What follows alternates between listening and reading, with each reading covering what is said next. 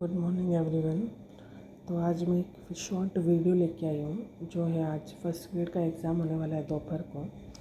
उसमें लिटरेचर का जो पोर्शन है उसके लिए बहुत ही एक शॉर्ट वीडियो है, विद PDF है ये, कि आप अगर आपकी प्रिपरेशन है तो आपका रिवीजन हो जाएगा। अगर प्रिपरेशन नहीं है, जो सेकंड ग्रेड के बच्चे हैं जो ऐसे ही एग्ज़ाम दे रहे हैं देखने के लिए, तो उनको एक आइडिया मिल जाएगा और कुछ की पॉइंट्स शायद इसमें से उन्हें याद रह जाए, जिससे कि वो पेपर सॉल्व कर सकें और उनको एक पेपर में से काफ़ी ऐसा हो सकता है कि क्वेश्चन आपको दिख सके। एज अ सेलेक्टिव तो नहीं है, लेकिन फिर भी कहीं ना कहीं एक मोटे मोटे तौर पे जो इसमें इम्पोर्टेंट चीज़ें हैं वो मैंने इसमें बना रखी है। तो चलिए शुरू करते हैं, आपको देख के फ़ायदा ही होगा वैसे। तो सबसे पहले ये जो फर्स्ट ग्रेड इंग्लिश लिटरेचर में जो पोइट्री का सेक्शन है उसमें हम बात करेंगे। जो फर्स्ट पोएम है विलियम शेक्सपियर की है, जो है shall I compare thee to a summer's day. तो शेक्सपियर का इंट्रोडक्शन ये है कि 1564 में इनका जन्म हुआ था एंड 1616 में उनकी डेथ हुई थी। एलिजाबेथन एज के ये राइटर रहे हैं। इनको बार्ड ऑफ एवॉन भी कहा जाता है। प्रसिद्ध इनकी जो राइटिंग्स वगैरह हैं वो है Hamlet, Macbeth, Othello, King Lear, Romeo and Juliet. Shakespeare ने 154 सोनेट्स लिखे हैं और ये जो पोएम है इसमें क्या है, इस सोनेट में कवि अपने प्रिय की तुलना गर्मी के सुंदर दिन समर्स डे से करता है, लेकिन वह कहता है कि उसका प्रिय समर से भी अधिक सुंदर और संतुलित है, यानी स्टेबल है। गर्मी का मौसम अस्थायी होता है, कभी तेज़ हवा चलती है, कभी बहुत गर्मी होती है। समय के साथ उसकी सुंदरता नष्ट हो जाती है, परंतु उसका प्रिय जो है उसकी सुंदरता कभी नष्ट नहीं होगी, क्योंकि कवि ने उसे अपनी कविता में अमर कर दिया है। कवि मानता है कि जब तक लोग इस कविता को पढ़ेंगे तब तक प्रिय की सुंदरता जीवित रहेगी। यानी कि इसके अंदर कवि ने जो अपनी जो प्रेम है उसको लिख के बहुत ही टाइम के लिए उसको अमर कर दिया है, जिससे लोग उसको पढ़ते रहेंगे। तो ऐसे करके ये पूरी कविता में इसने बता रखा है। अब इसकी जो थीम है वो है ब्यूटी और eternal love, immortality through poetry. और एक इम्पोर्टेंट लाइन है इस पोएम के अंदर जो शायद पूछ ली जाए, क्योंकि एग्ज़ाम में वैसे पूछी जाती है। तो ये है, so long as man can breathe और eyes can see, so long lives this and this gives life to thee. तो ये जो लाइन है ये है आपके shall I compare day to a summer's day. ठीक है, फिर हम बात करते हैं जॉन मिल्टन की। जो सेकंड वाली है वो है जॉन मिल्टन की पैराडाइज लॉस्ट। बुक 1 में से इनके कुछ पर्टिकुलर पेजेस से ये दे रखी है। इनका जन्म हुआ था 1608 में और डेथ हुई थी 1674 में। थोड़ा देखो ऊपर नीचे हो सकता है, बट कोशिश मैंने करी है कि मैं बिल्कुल ही जो वैलिड है वही यहाँ पे मेंशन करूँ। इनका जो पीरियड है लिखने का वो था पुर्तन एज का, और उपाधि है इनकी एपिक पोइट ऑफ इंग्लैंड। इनके फेमस वर्क है Paradise Lost, Paradise Regain, Samson Agonistes. और इसकी जो डिटेल समरी है वो ये है कि ये पैराडाइज लॉस्ट जो है ये JNU में एक्चुअली BA के अंदर लगता था। तो अगर पढ़ रखा होगा तो आपको समझ आ जाएगा कि इसमें क्या होता है कि एक मानव का प्रथम पाप की शुरुआत ऑफ मैंस फर्स्ट डिसोबीडियंस से होती है। कभी कहता है कि एडम और ईव जो होते हैं ने ईश्वर की आज्ञा का उल्लंघन किया, जिससे मानव जाति को स्वर्ग से निष्कासित करते हैं। वो कुछ एप्पल का होता है इसमें, वो एप्पल मना करने के बावजूद भी उस ट्री से वो लोग खा लेते हैं। और जो सैटर्न होता है वो उनको उस चीज़ के लिए मतलब जानबूझ के वो उनको ऐसे करता है कि वो खाए उसको, है ना। मतलब ये जो जितने भी दानव होते हैं उनका काम यही होता है। तो सैटर्न स्वर्ग में ईश्वर के विरुद्ध विद्रोह करता है, परिणाम स्वरूप उसे और उसके अनुयायियों को नरक में फेंक दिया जाता है। और नरक में भी वो हार नहीं मानता है और मनुष्य को पाप में फंसाने की कोशिश करता है। तो ये जो इसमें मेन कैरेक्टर है वो है गॉड का है, सैटान का है, एडम का है, ईव का है, बेल्ज़ेबब का है। और इसकी जो थीम है वो है disobedience, free will, fall of man और गुड वर्सेज एविल। ये इसकी इम्पोर्टेंट कुछ थीम है अंदर। कुछ की पॉइंट जैसे कि आपको क्वेश्चन में देख के शायद याद आ सके। इम्पोर्टेंट लाइन इसमें है, better to reign in hell than serve in heaven. ये है हमारे पैराडाइज लॉस्ट की, जो जॉन मिल्टन द्वारा लिखी गई थी। उसके बाद हम बात करेंगे the third poem John Donne की, बेटर माई हार्ट। 1572 में इनका जन्म है, 1631 में इनकी डेथ है। साहित्यिक काल जो इनका है, ये मेटाफिज़िकल एज है इनकी, और ये मेटाफिज़िकल पोइट्री ही है। इनके फेमस वर्क है the sun rising, valediction forbidding mourning, batter my heart. ये हमारे 7th ग्रेड में भी लगती है इनकी एक पोएम। तो इसमें है कि कवि स्वयं को पापों में फंसा हुआ महसूस करता है। वह भगवान से प्रार्थना करता है कि वे केवल उसे सिधारे नहीं बल्कि उसका हृदय तोड़कर उसे नया जीवन दे। कवि का मानना है कि उसकी आत्मा शैतान के प्रभाव में है, इसलिए वह भगवान से कठोर हस्तक्षेप की मांग करता है ताकि वह पाप से मुक्त होकर ईश्वर का सच्चा भक्त बन सके। ओवरऑल यह भगवान से प्रार्थनाएं करता है खुद की लाइफ को लेके, जो भी उसको लगता है कि ये चीज़ें अच्छी नहीं हैं, तो इन सबको हटा के और उसे एक नई लाइफ देने के लिए, और उसको लगता है कि शायद वो कोई पाप के अंदर है और जो भगवान का वो भक्त बनना चाहता है, तो उससे रिलेटेड वो उसकी और भगवान की कोई कन्वर्सेशन ही होती होगी जिसमें वो ये सब बातें कर रहा होगा। इसकी थीम है सिन, सेल्वेशन, स्पिरिचुअल कन्फ्लिक्ट, और इम्पोर्टेंट लाइन इसकी है better my heart 3% God, 3% God.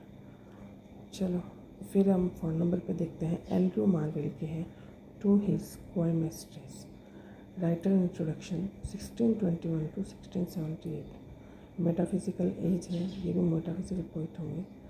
Summary इसकी यह है कि कवि अपनी शर्मीली प्रेमिका को समझाता है कि यदि उसके पास अनंत समय होता तो वह जीवन भर उसकी सुंदरता की प्रशंसा करता, लेकिन मनुष्य का जीवन छोटा है और मृत्यु निश्चित है, इसलिए प्रेम को टालना नहीं चाहिए।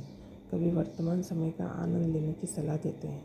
यह कविता कार्प टाइम, आज का दिन जी लो दर्शन पर आधारित है।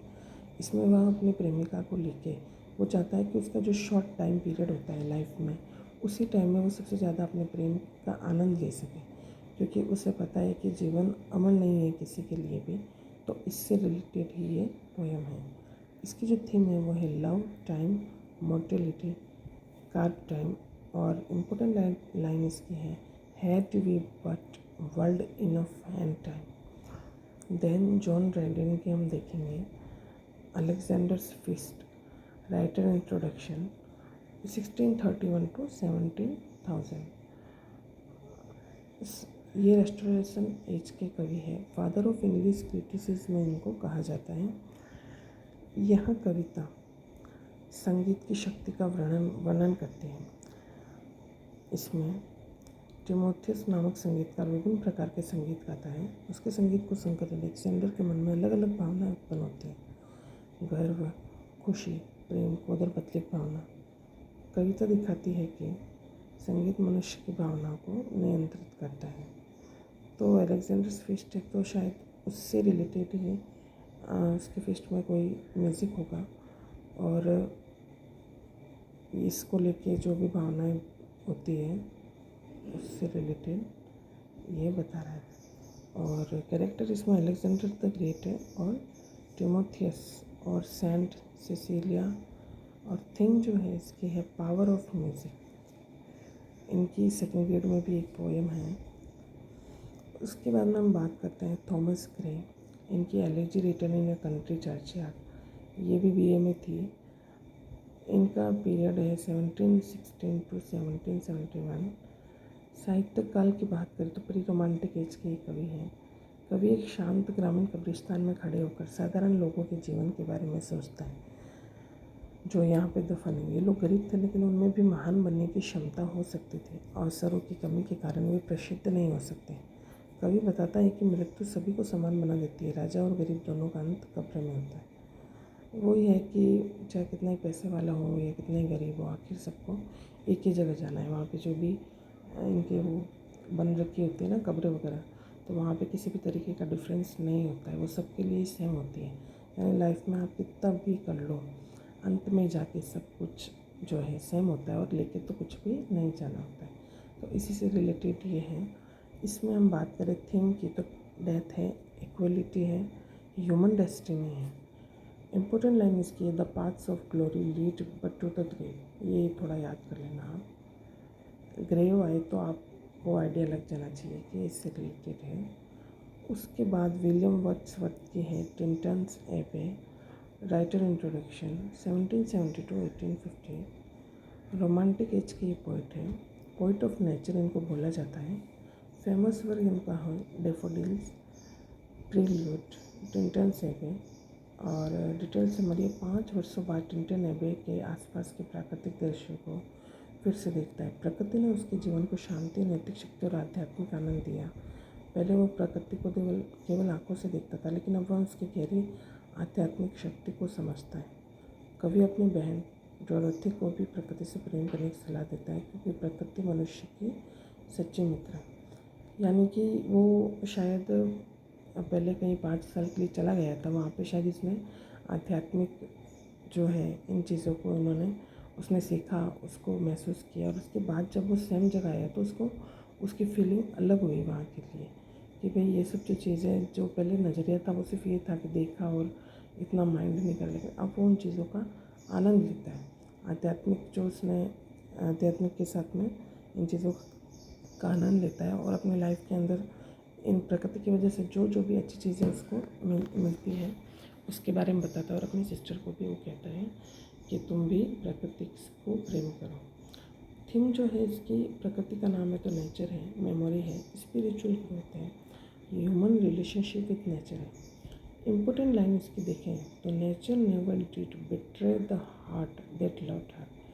वैसे लाइन बहुत अच्छी है, not only exam oriented, but ये लाइन अच्छी है ना। Nature never did betray the heart that loved her.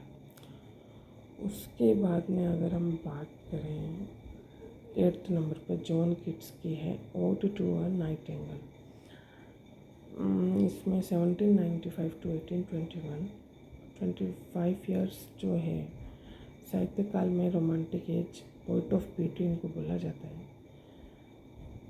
इन्होंने काफ़ी ओड लिखी थी वैसे, जिसमें देखो ना आप, ये ओड टू अ नाइटिंगेल है, ये ode on a Grecian, ode to a autumn, ये थी BA के अंदर।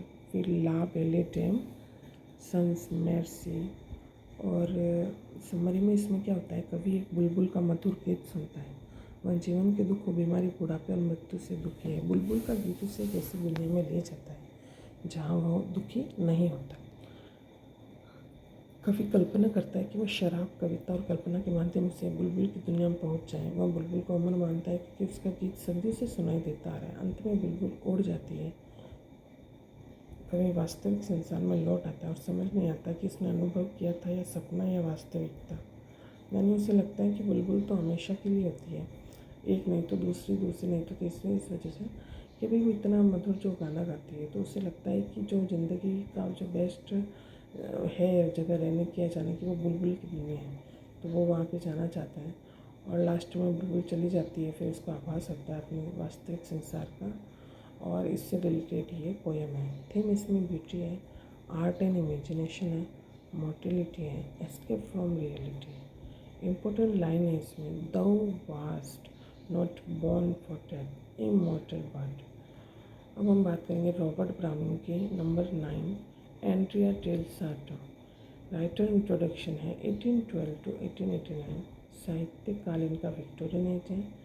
ड्रामेटिक मोनोलॉग के लिए फेमस हैं और इनके फेमस जो वर्क हैं, ये जो हमारे राइटर थे रॉबर्ट ब्राउनिंग, ये है my last duchess, Andrea del Sarto, Fra Lippo Lippi. ये एक्चुअली क्या है, जो अदर में जो लिखे हुए आई थिंक इटालियन है, पता नहीं क्या लैंग्वेज है, वो मेरे को बोलने में थोड़ा सा प्रोनाउंसिएशन करेक्ट नहीं आ रही है, सो आप प्लीज़ एडजस्ट करिएगा।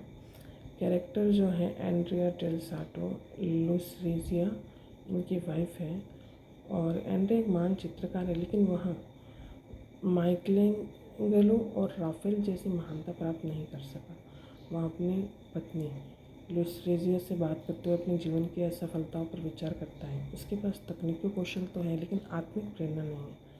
वह अपनी पत्नी से बहुत प्रेम करता है, लेकिन पत्नी उतना उसको शायद कद्र नहीं करती। कविता कलाकार के असफलता और अधूरे सपनों की कहानी है। यानी कि इसके अंदर वो चाहता है कि वो भी बहुत ही जो महान चित्रकार वर्ग थे, जितने वो फेमस थे उतना होना चाहता है, लेकिन ये हो नहीं पाता है क्योंकि इसके अंदर इंटरनल मोटिवेशन की कमी होती है और इसकी वाइफ भी इसको अच्छे तरीके से समझ नहीं पाती है, ना ही इसको मोटिवेट कर पाती होगी। तो ये जो उसके अधूरे सपनों से रिलेटेड वह सब लिखा हुआ है।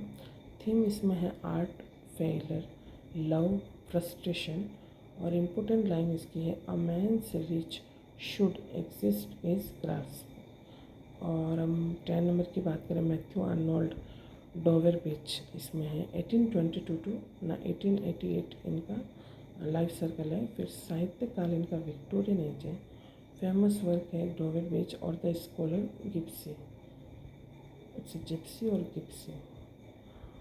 कवि डोवेरबिच के समुद्र तट पर खड़ा होकर, ये बीच है ना, तो आप एक आइडिया रखना है ना कि बीच से रिलेटेड आए तो डोवेरबिच का ही वो होगा और जिसके जो राइटर है वो मैथ्यू आर्नोल्ड। अब क्या है कि समुद्र के लहरों को देख रहा है। समुद्र की आवाज़ उसे जीवन के दुख और निराशा की याद दिलाती है। पहले धर्म और विश्वास मानव जीवन को सहारा देते थे, लेकिन आधुनिक युग में विश्वास कमज़ोर हो गया। इसलिए कवि अपने प्रिय से कहता है, जब दुनिया में विश्वास कम हो रहा है तो प्रेम और सच्चाई ही मनुष्य का सहारा है। मतलब इसे लगता है कि कहीं ना कहीं इसका फेथ तो किसी पे होगा और शायद इसे धोखा मिला होगा। तो कहता है कि विश्वास जैसा कुछ नहीं है, क्योंकि ये जो मॉडर्न युग है ये अब विश्वास को बिल्कुल इसने कमज़ोर कर दिया। इसीलिए जो प्रेम है और जो सच्चाई है वही मनुष्य का सहारा है।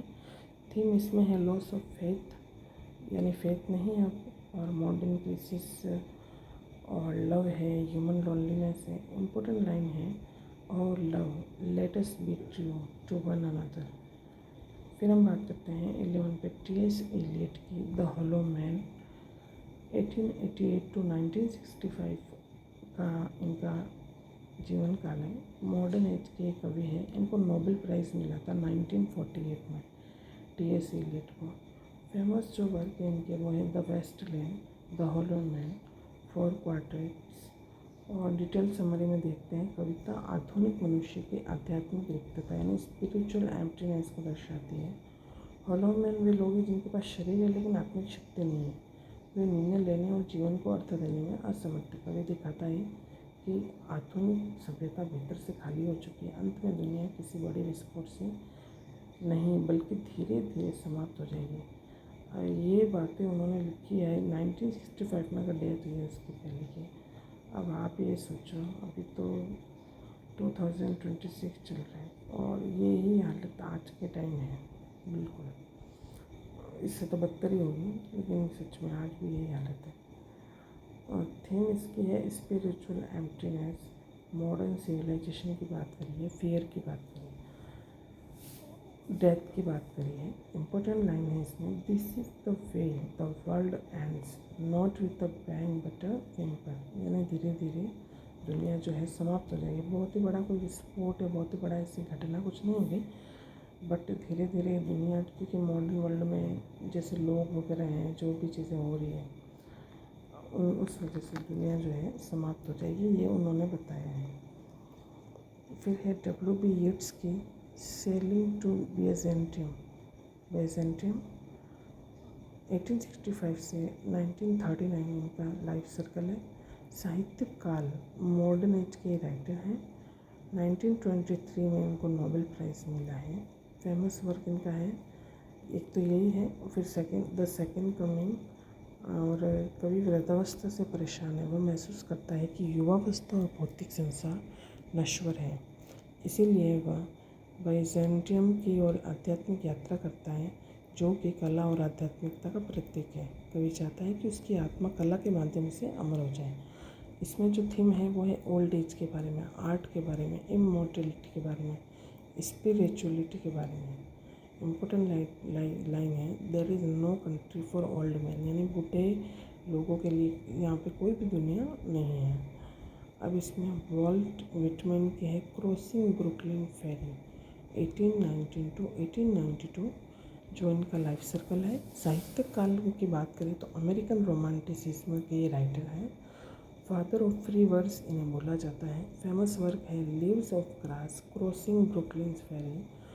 कवि ब्रुकलिन फेरी की यात्रा करते हुए लोगों को देखते हैं, महसूस करते हैं कि भविष्य के लोग भी वही अनुभव करेंगे जो कि वो कर रहा है।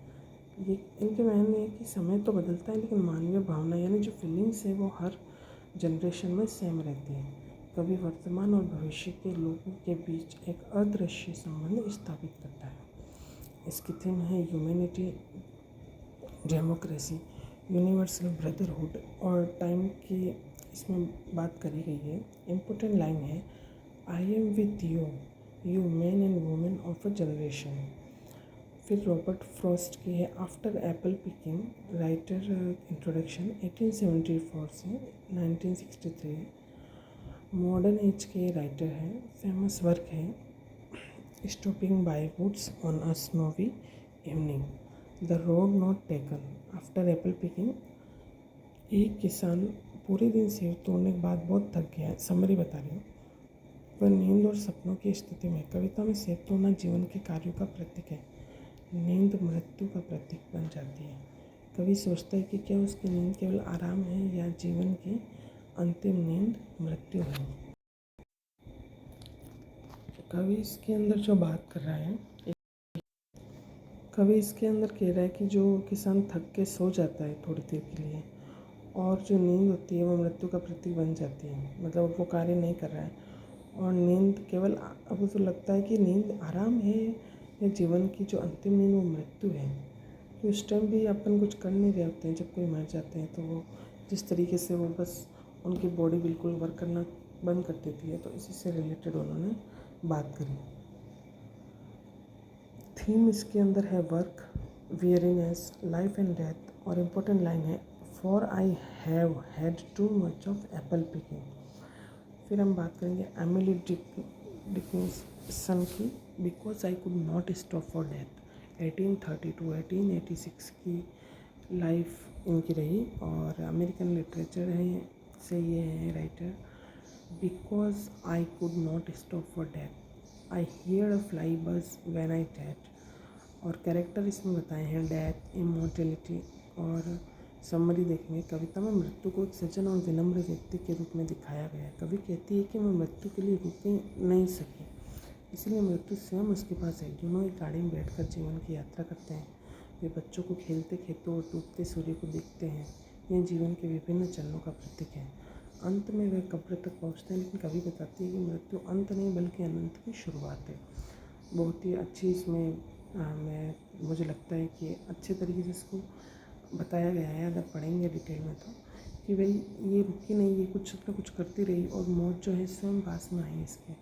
फिर इसमें उसको पूरा एक आनंद लेते हुए बताया और लास्ट में ये भी बताया कि जो डेथ है वो कोई अंत नहीं है, क्या मर गया बात नहीं, उसके बाद का जो जीवन है, जो आनंद है, उसकी ये क्या होती है, शुरुआत होती है। और थीम की अगर बात करें तो डेथ, इमॉर्टेलिटी, एटर्निटी और journey of life. Important lines की है because I could not stop for death, he kindly stop for me. और अब इसके अंदर जो पोइट्रीज लग रही है वो है इंडियन पोइट्री, ठीक है। रविंद्रनाथ टैगोर की है where the mind is without fear, 1861 से 1941। साहित्य काल इनका मॉडर्न इंडियन लिटरेचर है। नोबेल प्राइज़ इनको मिला हुआ है 1913 में गीतांजलि के लिए। उपाधि इनकी है गुरुदेव बोलते हैं इनको। इनके फेमस वर्क है Gitanjali, Gora, the home and the world, where the mind is without fear. Summary ये है, यह कविता भारत के कवि के आदर्श स्वप्न को व्यक्त करती है। टैगोर ऐसे राष्ट्र की कल्पना करते हैं जहाँ लोगों के मन में भय न हो, ज्ञान सभी के लिए उपलब्ध हो और समाज संकीर्ण विचारों तथा भेदभाव से मुक्त हो। वे चाहते हैं कि लोग सत्य बोले, तर्क और विवेक का पालन करें तथा निरंतर प्रगति की ओर बढ़ें। अंत में कवि ईश्वर से प्रार्थना करते हैं कि भारत को स्वतंत्रता और जागरूकता के स्वर्ग में पहुंचा दें। और थीम इसकी है freedom, knowledge, nationalism, truth. Important line है where the mind is without fear and the head is held high. फिर आइडियल इंडिया के बारे में है, नेशनलिस्टिक पोएम है। इंडियन राइटर ये फेमस भी बहुत है, तो इनमें से आई थिंक क्वेश्चन शायद ज़्यादा आ जाए यहाँ पे। ठीक है, अब हम बात करेंगे सर अरबिंदो, जो इंडियन राइटर ही है। द पिलग्रिम ऑफ नाइट 1872-1950, ये एक दार्शनिक भी थे, योगी और कवि भी थे।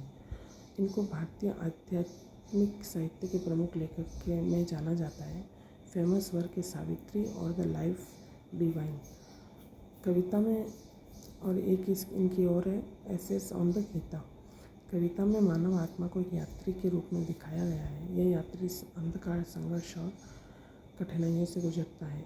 यहाँ अज्ञान, दुख और भ्रम का प्रतीक है। यात्री अनेक बाधाओं का सामना करता है लेकिन हार नहीं मानता। अंततः वह आध्यात्मिक प्रकाश और सत्य प्राप्त कर लेता है। कविता का संदेश है कि कठिनाइयाँ जीवन का अंत नहीं है, बल्कि आत्मिक विकास का मार्ग है। यानी लाइफ जो है, पूरा लाइफ सर्कल के बारे में यही है कि एक पैसेंजर की तरह है ना, कभी लाइफ स्टेबल नहीं रहती है। और थीम्स हैं spiritual journey, hope, self realisation, divine light, symbols, night को इग्नोरेंस की तरह और लाइट को जो है नॉलेज की तरह इसमें बताया है। और पिलग्रिम जो है वो ह्यूमन सोल है, ठीक है।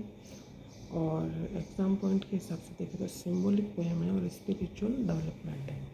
फिर नज़ीम एज़ेकिएल की है जो हमारे सेकंड ग्रेड में भी लगती है, goodbye party for miss Pushpa T S, 1924 to 2004 इनका लाइफ ये है। Father of modern Indian English poetry इन्हें कहा जाता है।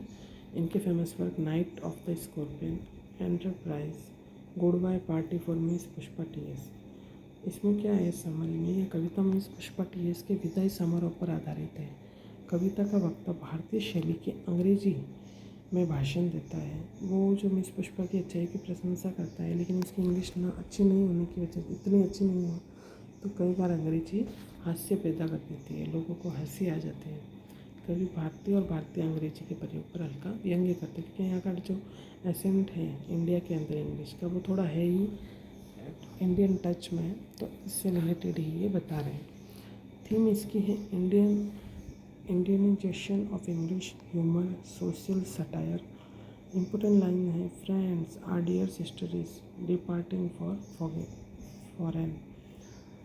एग्जाम पॉइंट है, ह्यूमरस पोएम है और इंडियन इंग्लिश का श्रेष्ठ उदाहरण है। तोरू दत्त 19 पे जो इंडियन राइटर है, उनकी लक्ष्मण 1856 to 1877 लाइफ सर्कल रहा है और भारतीय अंग्रेजी कविता की प्रथम प्रमुख कवियत्री। अच्छा, फर्स्ट लेडी है इंडियन राइटर में इंग्लिश की। गुड। फेमस वर्क है ancient ballad and legends of Hindustan और लक्ष्मण वाले में जो ये इन्होंने लिखा है, कैरेक्टर है सीता, लक्ष्मण और राम। ये तो स्टोरी पता होगी, कविता रामायण की घटना पर आधारित है।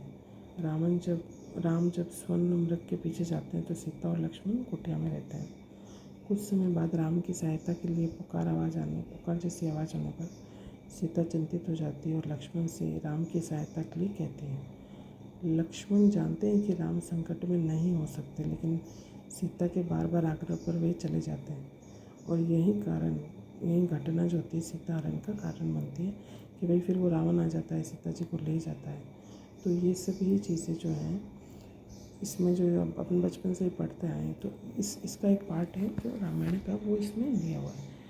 थीम इसमें है ड्यूटी, लव, सेक्रीफाइस और ट्रस्ट। एग्जाम पॉइंट से देखें तो रामायण बेस्ड पोएम है और dialogue between Sita and Lakshman का आई थिंक इसमें सब कन्वर्सेशन हो रही होगी। फिर है Vikram Seth, the tale of melon city, 1952 का इनका जन्म बता रहे हैं। कंटेम्प्रेरी इंडियन राइटर है। फेमस वर्क है a suitable boy, the golden gate, the tale of Melbourne city. और डिटेल्ड समरी में देखें तो एक राजा न्यायप्रिय बनने के लिए शहर में एक सुंदर मेहराब आर्च बनवाता है। उस दिन उसी मेहराब से गुजरते समय उसका सिर टकराकर उसकी मौत हो जाती है। इसके बाद दोषी खोजने का हास्यपद सिलसिला शुरू हो जाता है। एक व्यक्ति से दूसरे पर दोष डाला जाता है। अंत में राजा की जगह एक खरबूजे को सेनासर पर बिठा दिया जाता है और लोग उसे अपना राजा मान लेते हैं। कविता राजनीति और न्याय व्यवस्था की मुख्यताओं पर तीखा व्यंग्य है। थीम इसमें है सटायर, पॉलिटिक्स, जस्टिस सिस्टम और ब्लाइंड ओबीडियंस। सिंबल देखें तो मेलन के लिए फुलिश रूलर, क्राउड जो ब्लाइंड सोसाइटी है, जो क्राउड है। सटायरिकल पोएम है और मोकेरी ऑफ गवर्नेंस है। फिर है सैयद अमानुद्दीन, जो कि है don't call me Indo Anglian. ये भी इंडियन राइटर हैं। इन्होंने लिखा है आधुनिक भारतीय अंग्रेजी कवि के विषय पर लेखन। कवि कहता है कि उसको इंडो एंग्लियन कहलाना पसंद नहीं है। उसका मानना है कि वह न तो आधा भारतीय है, न वह आधा अंग्रेज है। वह पूरी तरह कवि कहता है कि वह पूरी तरह भारतीय है, जो अंग्रेजी भाषा का प्रयोग करता है, यानी अपनी राइटिंग के अंदर। कवि अपनी सांस्कृतिक पहचान और भारतीयता पर गर्व करता है। उसको इंडिया में रहना, इंडिया के कल्चर को फॉलो करता है और सब कुछ को जो है अपनी पहचान इंडिया के थ्रू रखना चाहता है, बट लोग उसको इंडो एंग्लियन कहते हैं। कविता उपनिवेशवाद के बाद की पहचान संबंधी समस्या को प्रस्तुत करती है। थीम इसमें है identity, national pride, language and culture. Important line है don't call me Indo Anglian. Exam point है आइडेंटिटी क्राइसिस और पोस्ट कॉलोनियल लिटरेचर से रिलेटेड है। अब इसके प्रोज सेक्शन की बात करेंगे भाई, जिसमें एसेस वगैरह हैं और आई थिंक ये लंबा हो जाएगा तो जल्दी से करते हैं। फ्रांसिस बेकन ऑफ ट्रूथ है, 1561 to 1526। एलिजाबेथन एज के ये राइटर हैं। इनको फादर ऑफ इंग्लिश ऐसे कहा जाता है। इनके जो फेमस ऐसे हैं of truth, of studies, of friendship. ये ऑफ स्टडीज़ तो हमारे भी है, अपने सेकेंड ईयर में भी लगता है। यह निबंध सत्य के महत्व पर आधारित है। बेकन शुरुआत में पॉलिटिक्स डिलेट के प्रश्न व्हाट इज ट्रूथ से करते हैं। वे कहते हैं कि कुछ लोग सत्य जानना नहीं चाहते क्योंकि झूठ उन्हें अधिक आकर्षक लगता है और मनुष्य अक्सर कल्पना और भ्रम की दुनिया में रहना पसंद करता है। झूठ लोगों को अस्थायी सुख देता है, जबकि सत्य कभी कभी कठोर और कड़वा होता है। बेकन के अनुसार सत्य ईश्वर का सर्वोच्च उपहार है। सत्य मनुष्य को नैतिक शक्ति और आंतरिक शांति प्रदान करता है। वे निष्कर्ष निकालते हैं कि सत्य का मार्ग कठिन हो सकता है, लेकिन अंततः वही मनुष्य को महान बनाता है। यानी लाइफ में झूठ नहीं बोलना चाहिए, हमेशा हमें सच ही बोलना चाहिए। इससे रिलेटेड है। थीम है ट्रूथ, मोरलिटी और religion, human nature. Important quote है what is truth said jesting Pilate. Exam point Bacon father of English essay और truth compared with light. Truth को लाइट से कंपेयर किया है और ट्रूथ लीड्स टू पीस, यानी शांति से भी इसको ट्रूथ को ज़्यादा शायद माना गया है कि वो आगे है।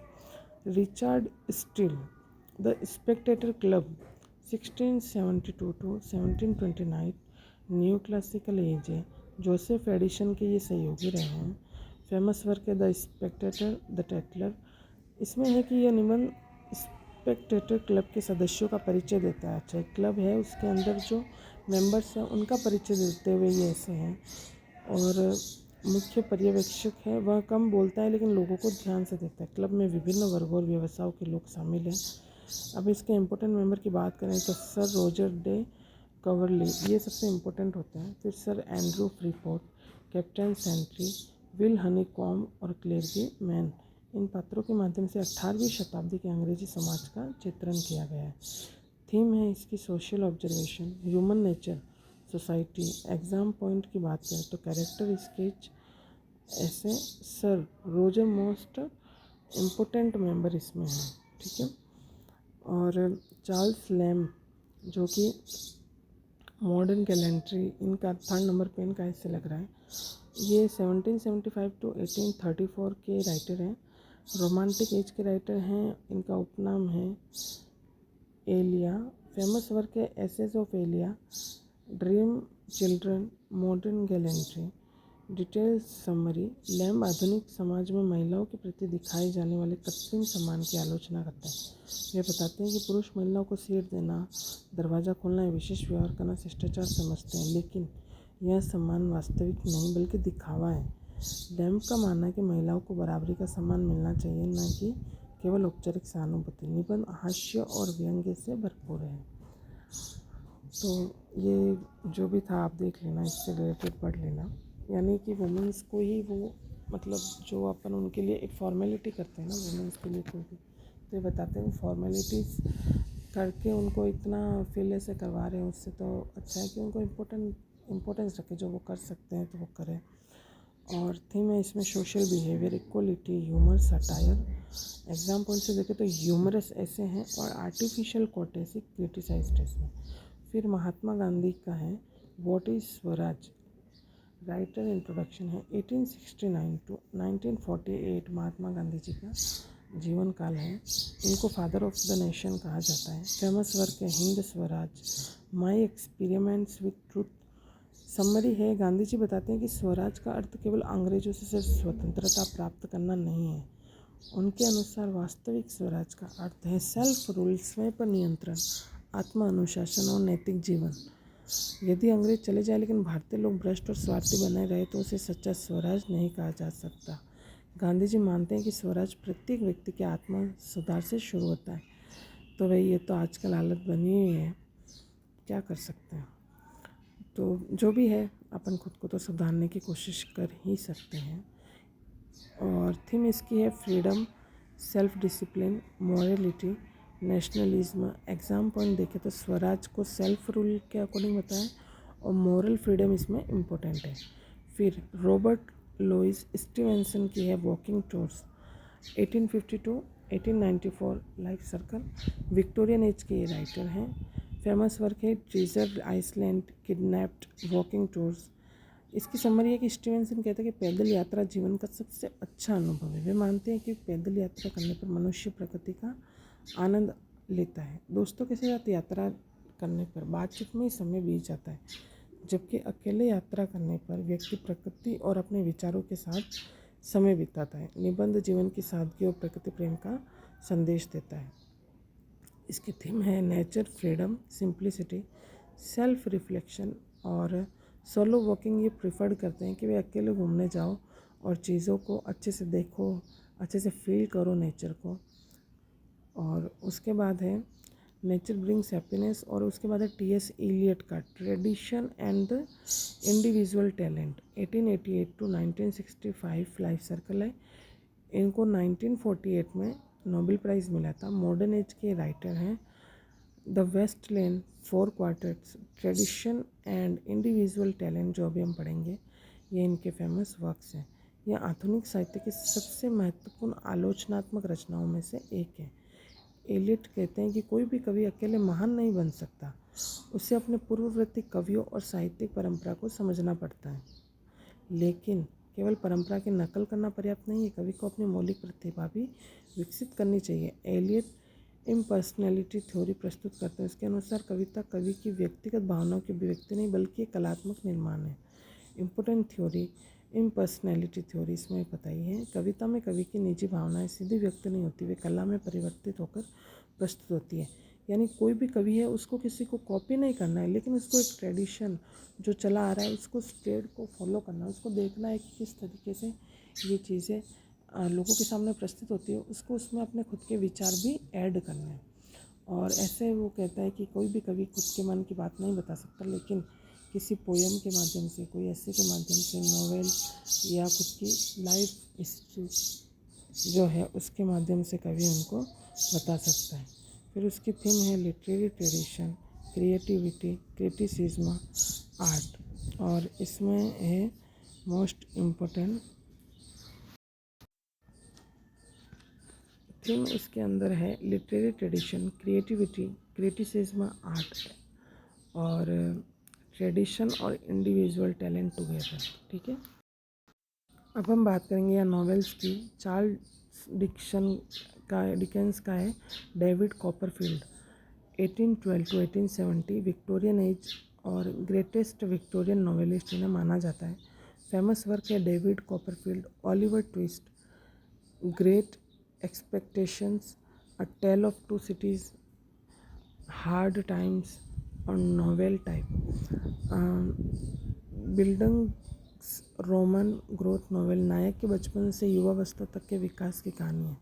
मेन कैरेक्टर इसमें डेविड कॉपरफील्ड, उपन्यास का नायक और कथावाचक। क्लेरा कॉपरफील्ड और डेविड की माँ मर्डस्टोन, डेविड का क्रूर सौतेला पिता मिस बेट्से ट्रॉटवुड, डेविड की दयालु चाची एंजेस विकफील्ड, डेविड की सच्ची मित्र और बाद में पत्नी बनती है डोरा स्पेनलो, डेविड की पहली पत्नी, और यूरिया हिप। उपन्यास का प्रमुख खलनायक जो है वो है मिस्टर मिकाबर। हास्यपूर्ण और आशावादी पात्र है पेगोटी, डेविड की सेविका और संरक्षक। तो ये सब जो हैं इसके कैरेक्टर्स हैं, और इसका शॉर्ट में आप देख लो, बहुत टाइम ज़्यादा हो जाएगा। उपन्यास डेविड कॉपरफील्ड के जन्म से शुरू होता है। उसके पिता की मृत्यु उसके जन्म से पहले ही हो जाती है। उसकी माँ क्लारा उससे प्यार करती है, लेकिन कुछ समय बाद क्लारा जो है मिस्टर मर्डस्टोन से शादी कर लेती है। मर्डस्टोन जो है उसके सौतेले पिता होते हैं, वो बहुत ही कठोर और निर्दयी होते हैं। वह डेविड को प्रताड़ित करते हैं। डेविड को स्कूल भेज दिया जाता है, जहाँ वह कठिन जीवन जीता है। माँ की मृत्यु के बाद डेविड को एक फैक्ट्री में काम करने भेजते हैं। उसका बचपन मतलब संघर्ष से भरा हुआ था। वो जो डेविड है अपनी चाची मिस बेट्से ट्रॉटवुड के पास भाग जाता है। चाची उसे अच्छी शिक्षा और बेहतर जीवन देती है। डेविड बड़ा होकर लेखक बनता है और डोरा से विवाह करता है, लेकिन डोरा की असमय मृत्यु हो जाती है। अंत में डेविड एंगेज विकफील्ड से विवाह करता है और सुखी जीवन प्राप्त करता है। फिर थीम जो इसकी है चाइल्डहुड एंड ग्रोथ, बचपन से परिपक्वता तक की यात्रा है। एजुकेशन जो है इसका इम्पोर्टेंस इसमें बताया है कि शिक्षा जीवन बदल सकती है। गुड वर्सेज एविल, एजेंट्स बनाम urea hip, social injustice, Victorian समाज की समस्याएं बताई हैं। ये सब क्या है एक्चुअली कि अपने लाइफ सर्कल जो इसका रहा उससे रिलेटेड ही इन्होंने लिख रखा है। इम्पोर्टेंट लाइन जो इसकी है वो है whether I shall turn out to be the hero of my own life. फिर शशि देशपांडे का देखते हैं द लॉन्ग साइलेंस।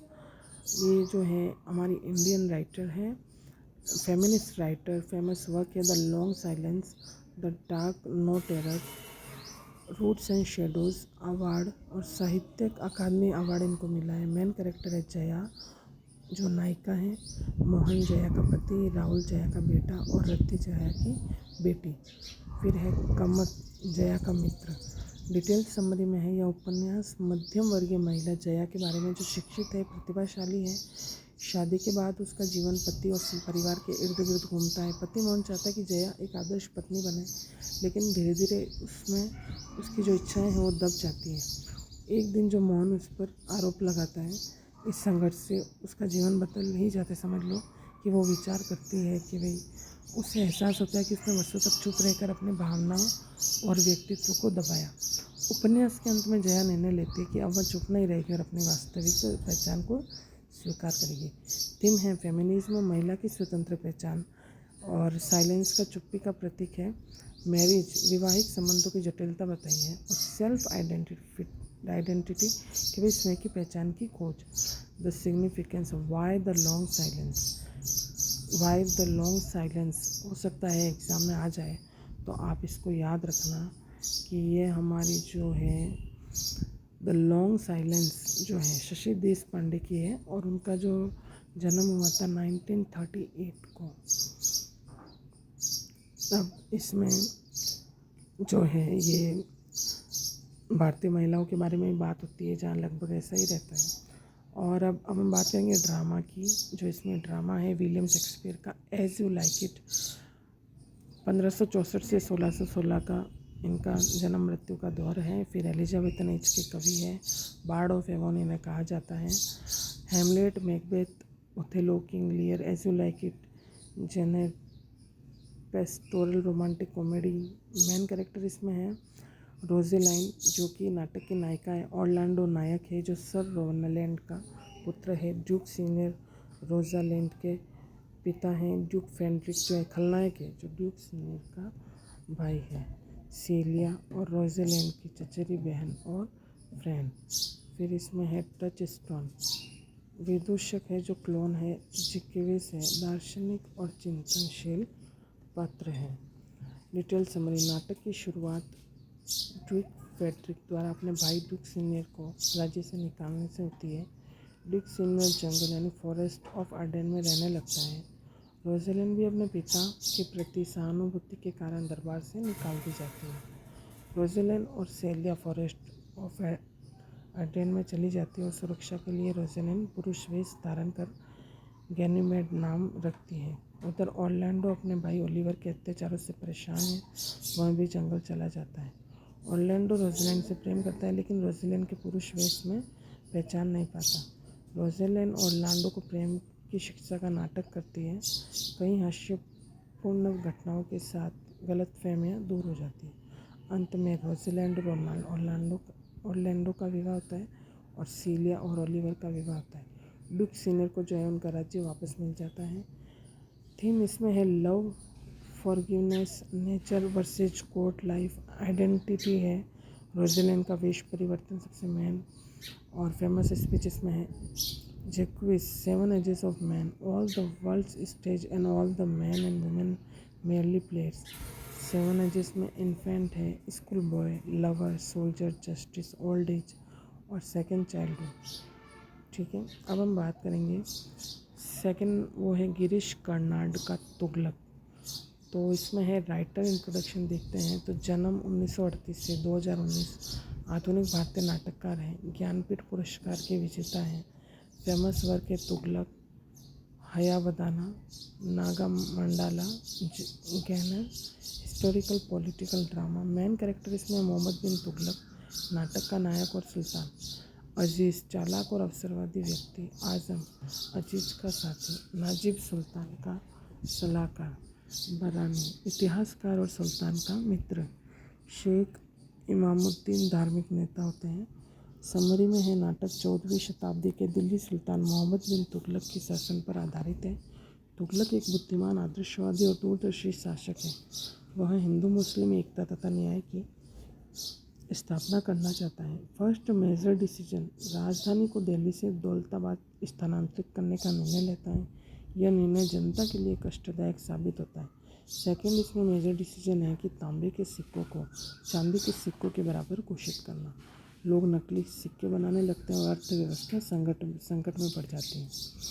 धीरे धीरे तुगलक का आदर्शवाद तानाशाही में बदल जाता है। वह अपने विरोधियों को मारने लगता है और उसका सबसे विश्वसनीय सलाहकार नाजिब भी मर जाता है। अंत में जो तुगलक है वो अकेला, निराश, मानसिक रूप से टूट जाता है। थीम जो है आइडियलिज्म वर्सेज रियलिटी, आदर्श और वास्तविकता का संघर्ष। पॉलिटिक्स एंड पावर, सत्ता का प्रभाव। आइसोलेशन, शासक का जो अकेलापन दिखाता है। और फेलियर ऑफ विजन, महान योजनाओं की असफलता। सिंबलिज्म, दिल्ली की इसमें पुरानी अव्यवस्था दिखाते हैं। दौलताबाद, आदर्शवादी भविष्य। टोकन करेंसी, अव्यवहारिक सुधार। कैरेक्टर स्केच ऑफ तुगलक का है कि वह बुद्धिमान, शिक्षित, दूरदर्शी और न्यायप्रिय था, लेकिन नेगेटिव क्वालिटीज जो उसमें आ जाती है, जल्दबाजी करना, क्रूरता, तानाशाही प्रवृत्ति और अव्यवहारिक। अब मैंने यहाँ पे पूरा लिटरेचर का जो पोर्शन था फर्स्ट ग्रेड का वो मैंने करवा दिया है। एक पोएम मुझे लग रहा है शायद कोई रह गई है, लेकिन वो आप देख लेना। और ये इसीलिए है कि भाई जिनकी तैयारी नहीं है या आज 3 घंटे के पेपर में आप कम से कम थोड़ा बहुत भी अगर आपको इसमें से कुछ याद आएगा तो आप सॉल्व कर पाएंगे और आप क्वेश्चंस को थोड़ा जान पाएंगे कि भाई ये तो करा था। और जिन्होंने अच्छा खासी तैयारी कर भी रखी है तो उनके लिए भी ये बेनिफिशियल रहेगा कि एक क्विक रिवीजन हो जाएगा। क्योंकि कल का जो फर्स्ट ग्रेड का जीके का पेपर था, पेपर बहुत अच्छा था। जिनकी तैयारी थी उनके 40% बनना कल के पेपर के लिए में तो कोई मुश्किल नहीं होगी। और आज भी अगर उस तरीके से पेपर आएगा तो ऑफकोर्स कि पेपर अच्छा आएगा और कहीं ना कहीं ये की पॉइंट्स उसमें आ जाए। तो अगर कोई गलती हुई हो प्रोनाउंसिएशन में तो आई एम सॉरी, बट मेरा ये था मेन कि ये चीज़ें मैं आपको बता पाऊँ ताकि आपको हेल्प कर सके। वीडियो पसंद आया हो तो लाइक करना, शेयर करना, सब्सक्राइब कर लेना चैनल को, ताकि आगे और भी किसी तरीके की वीडियोस आए तो आपको नोटिफिकेशन मिल जाए। और अपना टाइम देने के लिए आपका बहुत बहुत धन्यवाद। Bye bye.